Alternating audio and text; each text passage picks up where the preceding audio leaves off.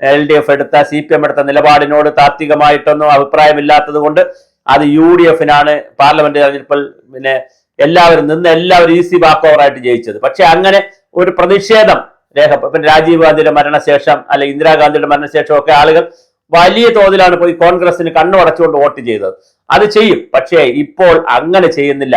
വോട്ടിന് പോകാതെയാണ് പ്രതിഷേധം. പോയാൽ നോട്ടയുമില്ല. അങ്ങനെ ഒരു പ്രശ്നവുമുണ്ട്. ഈ ഇലക്ഷനിൽ പോയാൽ പഞ്ചായത്ത് ഇലക്ഷനിൽ നോട്ടയില്ല. അതുകൊണ്ട് പോയാൽ പലരും നേരത്തെ പോകുന്ന ആളുകൾ പറയാം അവിടെ ചെന്നാലും നോട്ട അടിക്കാൻ പറ്റാത്തത് കൊണ്ട് പോകാത്ത ഒരുപാട് പേരുണ്ട്. അപ്പൊ നോട്ട അടിക്കാൻ പറ്റുന്നില്ല.